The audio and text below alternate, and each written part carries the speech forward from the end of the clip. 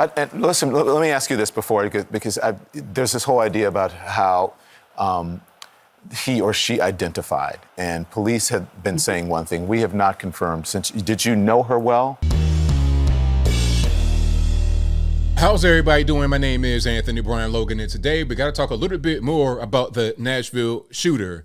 Now, before she went on this rampage, she reached out to an old basketball teammate of hers and was talking about doing something to herself or doing something bad, and she might die today, all this, that, and the third. Now, a lot of people are criticizing the friend for not calling the police or not doing this, not doing that, not doing enough to stop this person. Like, they didn't know that she already had mental problems. Like, they didn't know that she was already under the care of a healthcare professional. It was this random friend's responsibility to stop the mass shooting. Ridiculous. Especially when you actually hear what this person did to try and help her friend. Now, before I go any further, let's roll the video.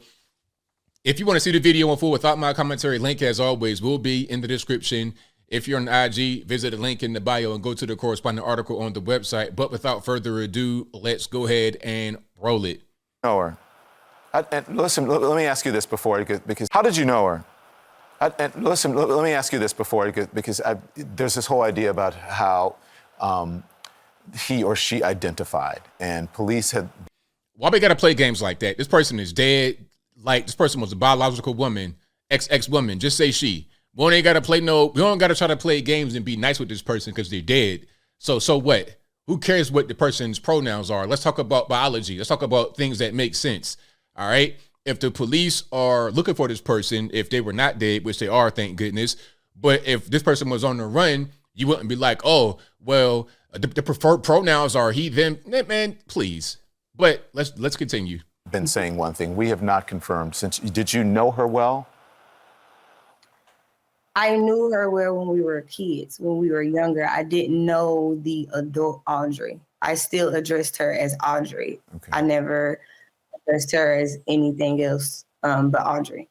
Okay. And then, so you addressed her as Audrey. Do you know if she identified or he identified as something else? I'm starting to see that on social media. I don't know that side of her. I'm just saying I resonated with Audrey. That's all I knew. But as I'm watching it, I'm learning more and more. Yeah. Thank you very much. Just for clarification, and look, there's information still coming in, yet to be confirmed. And so I just wanted to ask you about that since you had a relationship at one point.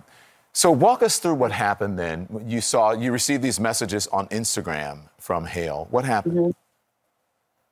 So I was at home. I received the Instagram DM. And when I initially saw it, I'm like, I'm still working. I'm still like not really, understanding what's happening right now.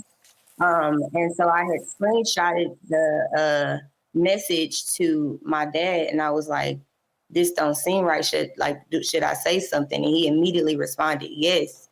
And so I called him and I was like, what who do I call? Like, what do I do? And then he was like, start with the suicide prevention lines. First of all, shout out to Dad for being there for his daughter, giving her some positive instruction, telling her, hey, you could do this, you could do that, shout out to Dad for being there for his daughter. So I called them and they basically was asking me, was I the person that needed the assistance? And I was like, no, but I got the Instagram, maybe you guys can reach out. And they was just basically like, no, like the person has to call, and then told me to call the deputy, like the local deputy. So I Googled that number and I called them, and then they answered and basically was like, call 862-8600. Got them on the line and I was on hold for maybe like 7 minutes. And I finally got somebody on the phone, and I told her, I was trying to tell her what was going on, and they were like, okay, we'll send somebody over to you. Nobody ever came. And then maybe like an hour and a half later, I received another phone call and they were saying, okay, we're going to send somebody. And I was like, oh, I thought you guys were sending somebody initially. So I ended up having to leave my home, and they called me at 3:29 and was like, hey, we're here. They're trying, we're trying to get the messages, try to ping the location or whatever they could do. And so when they called me, I wasn't at home, and I was like, hey, I'll be there in about 10 minutes. By the time I got home, the officer had left, and I called back and they said that they had closed out and they would have to reopen one. So, I mean, she's done quite a bit here. Like, just to recap, she called the suicide hotline, she called the deputy, called another number, and she's trying to talk to this person, talk to that person, said they were going to send somebody, nobody came. Hey, man, I got to go. I still got to live my life. I'm waiting on y'all. And then when she's gone, they come. Then they're talking about, we got to reopen another one. This process does not really seem too solid. So what more could she have done other than what she did? If there's anyone criticizing her, they need to stop. Because ultimately, her former childhood friend is the one that did what she did, not her. And like I said, this person, Audrey, was already known to have mental problems, already under the care of some kind of mental health physician. So what more could have been done? They're talking about laws and whatnot. I'll talk about that a little later. And I was just like, well, I mean, I don't know. I was just trying to see if y'all could help. And all of this had transpired in, the shooting and the time that you were trying to get that help. Why you, Adriana, if you said that you didn't have a relationship with, as you identify her, as her, for a while, why you? Why would she send a message to you? I am an avid, a huge, or I'm an influencer here in Nashville. I worked in radio. I do news. She was most recently at my TV show. I mean, I to give you a direct answer, I'm asking God the same question. And why do you any of the demise of small banks? So that's that. Shout out to her. Shout out to the former friend, the childhood friend, because I don't want to link them together like, they were hanging out and she knew. No, we talking about a childhood friend from middle school.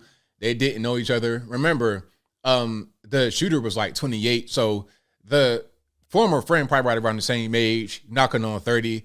If I knew you back when I was 11 years old and we've not really talked since, I really don't know too much about you. That's just what it is. All right. So, but shout out to her for trying to help. Okay. Making some calls, calling the dad, like, hey, what do I do? Calling the suicide hotline, calling a deputy, calling another number, trying to do something because of a message she got on Instagram. What more could be done? They're talking about laws, red flag laws, things of that nature. Red flag laws can be abused. Somebody could say, this person, they may hurt themselves. They may do something to themselves. The gun gets taken away. Then it can get set up like that. When the person is known to be disarmed, there could be a home invasion. There's all kinds of ways you can manipulate these laws. I think the bigger issue here is obviously mental health. Who did this person have to reach out to, really, aside from those that are right there helping? We got to get down to the core of this mental health issue. And if somebody doesn't really know what gender they want to be, that should be a sign right there that there's a mental health issue going on. And you got to be able to solve that. And a lot of these guys, a lot of these young guys, 18 to 22, that commit a lot of the school shootings, again, same issue, isolated, not really feeling part of society, mental health issues, all things kind of come together, and then they culminate in a shooting. We got to get down to the core of that rather than trying to pass all these laws that really are not going to work. If anything, they're going to work against the average everyday person rather than for them. But I think I'll leave that right there for now.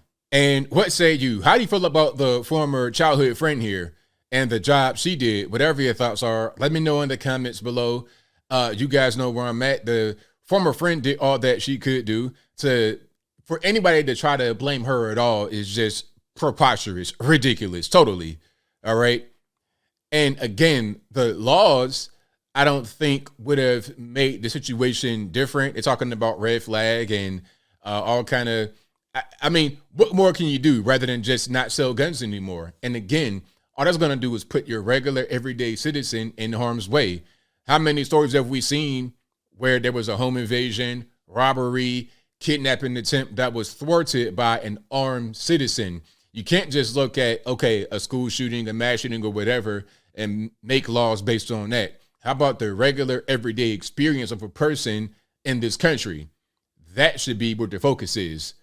But whatever your thoughts are, please let me know in the comments below. And that's all I got to say for this video. If you like what you heard, please comment, rate, share, and subscribe. Peace.